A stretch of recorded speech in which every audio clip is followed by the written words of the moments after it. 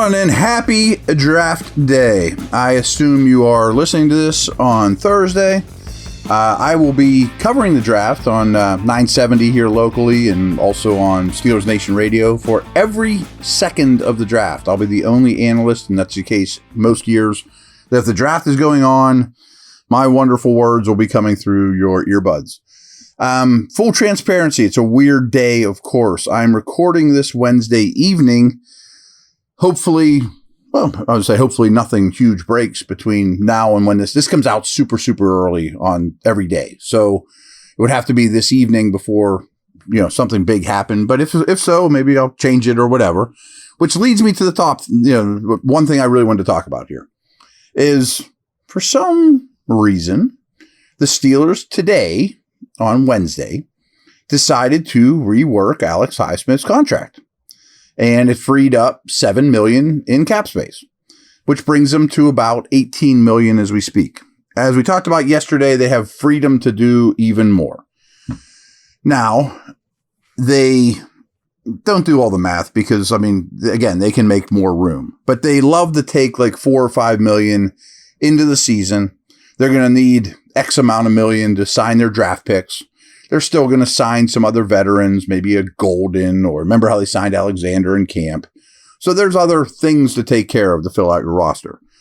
But I did find it very curious that they did that today. Does that mean Brandon Ayuk's on a flight here? Probably not, but who knows? This organization usually doesn't do anything cap financially unless there's another shoe to drop. So maybe that shoe is falling as we speak as I record this. Or they think it's very likely that a shoe will drop over these next 3 days. That they will acquire a veteran and didn't want to be reworking contracts on the side. They just want to get it done. And maybe they planned on doing this all along, which I think is very possible because they trust Highsmith.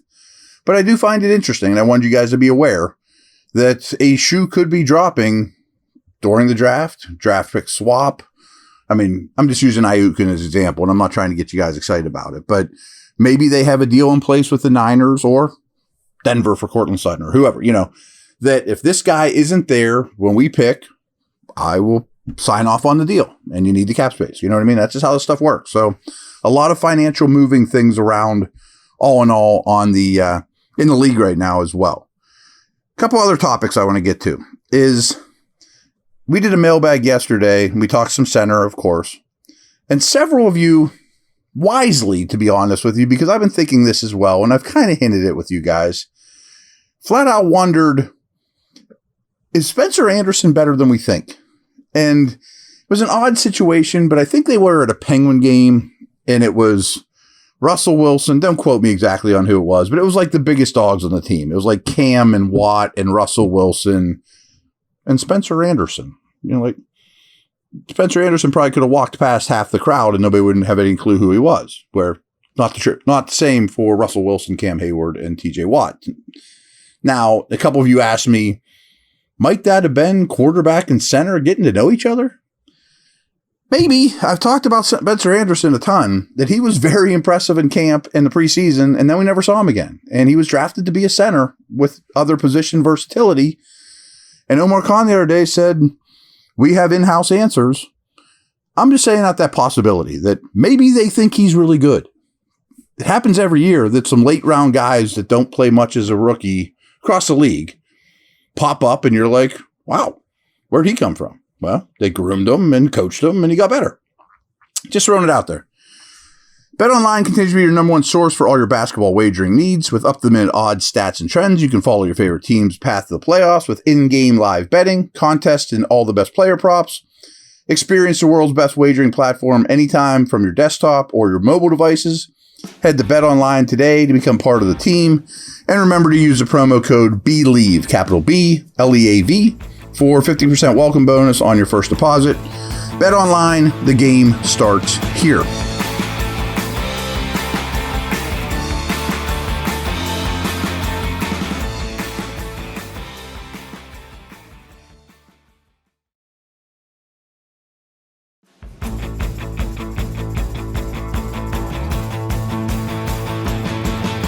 But I dug this little nugget up as well. Draft capital.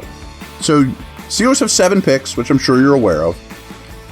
Those are 20, 51, 2 third-round picks, 84 and 98, a 4th rounder, 119 overall, nothing in round 5, 2 6th, 178, and 195. No 7s. So they have 7 picks, but more stuff than just their pick at 20 overall in 7 rounds. You know what I'm saying? But I dug this up and I found it interesting is the Steelers' draft value is 4% lower than the league average of all 32 teams. So 15 teams have more draft value than the Steelers. Well, of course. I mean, the guys picking at the top of the draft are going to have more. But to the Steelers' credit, they ended, I mean, if it just came down to where you finished, you would be 20th. Now, of course, it never works that way, and there's comp picks worked in, but all that matters is what you have right now. So right now, 15 teams have more draft value than the Steelers, which is a bad place to be. In just the first 3 rounds, the Steelers are 11th. So there's only 10 teams that have more day 1 and day 2 value combined than the Steelers. So I thought that was interesting, something you guys would like to know. So make it count, which brings me to my last thing. As we did last week, Matt's Steeler big board.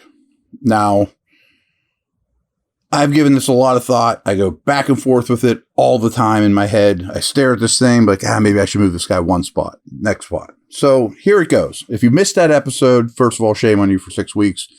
But if someone came out of the sky and said, hey, Pittsburgh, you now have the first pick in the draft. Who are you going to draft? To me, that would be Caleb Williams. Now, that's how this exercise works, is who is most important to you? If you have the first pick in the draft, who would you take? I would take Caleb Williams.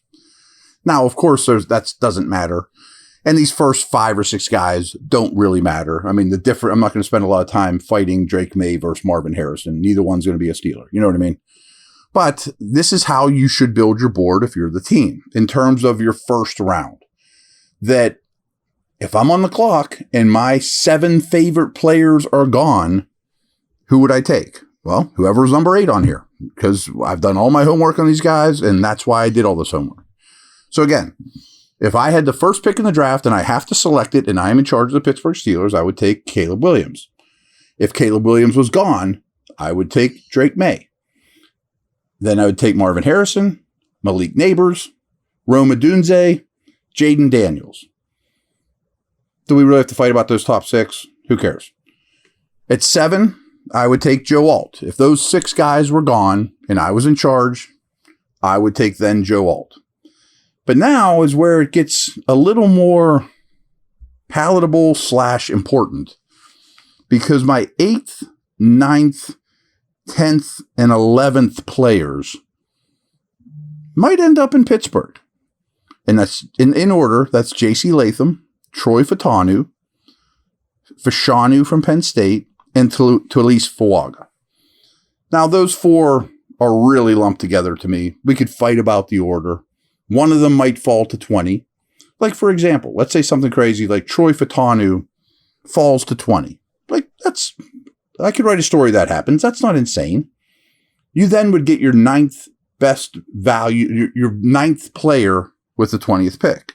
So sometimes GMs come to the podium and they'll tell you things like, we had him ranked as a top 10 guy. We got him at 20. And everyone's like, no, you didn't. You're lying.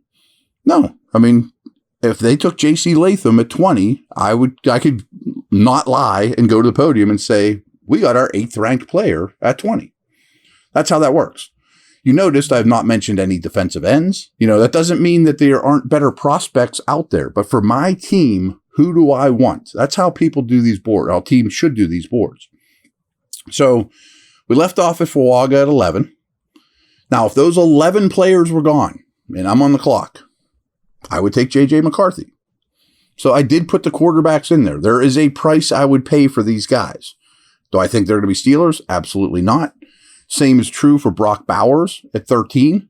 there is a point where I would take Brock Bowers. If those 11, 12 guys were gone, and Brock Bowers is still on my board, even so is Mims and Dejan and guys like that have been mocked to the Steelers, I would take Brock Bowers over them. And here's where it gets tight. McCarthy and Bowers probably won't matter. The tackles kind of stand alone, those 5. But here's where I keep looking at it and switching things around. Those 13 I mentioned are gone. Who am I taking? I settled on Brian Thomas at 14. Then I went Quinion Mitchell, Terry, and Arnold. I don't think they'll be in the equation either. They almost kind of stand alone. Then I went with Mims at 17, Cooper DeJean at 18. And those 3 to me have been tough. Brian Thomas versus Mims versus DeJean. And I settled on Thomas, then Mims, then DeJean. So DeJean is 18 for me. Adonai Mitchell is 19. Nate Wiggins is 20. So in my world, if the worst case scenario happened, that my 19 favorite players went picks 1 through 19, I would end up with Nate Wiggins. Now, that means Dallas Turner didn't get picked, or Verse, or, guys that will go. So you're going to get better than your 20th best player. You see, is this making sense to you? And then I took it a bit further and added a couple more names there too, which comes into play for trading down, things like that. Because when they're on the clock at 20, they're probably going to look at like their 15th best guy is still there. So at 21 and 22, I took the 2 defensive tackles, which I almost didn't include them, but Newton and Murphy. And then I went for the 2 centers, Barton and then Powers Johnson at 24. And then Guyton at 25 and Darius Robinson, the defensive lineman, at 26. Kool-Aid McKinstry at 27. Now, a lot would have to happen for the Steelers to end up with Kool-Aid McKinstry. He's my 27th ranked player for the Steelers, but I probably know I can get him at him or better. There's a better way of putting it. At worst case scenario, if I got offered the 34th pick in the draft and all kinds of other great stuff that I can't refuse for number 20, worst case scenario, I would probably end up with Darius Robinson or Kool-Aid McKinstry. See where I'm going with this? So I put a lot of work into this. This is my final Steeler board. And when I'm on the air tomorrow, we will know 19 people that are off the board when the Steelers are up. And I'm going to look at this and say, well, Marius Mims is my highest ranked guy. 16 players that I really liked already went. I thought would be in better shape than this, but okay. You know what I mean? And give it a shot. Do it yourself. If you want to include edge rushers in there, if there's a point where you just can't say no to Dallas Turner, I understand it. That's kind of what I do with Brock Bowers. They don't need a tight end. I don't think they're going to draft tight end. But there's a point where I just have to take him. So I urge you to come up with 20. And it's not as easy as you think. And you have to think of it in that light that my favorite guys are gone. My 5 favorite players are gone. And I'm on the clock. Who's number 6? Who's number 7? So, all right. Thanks, everyone. Take care.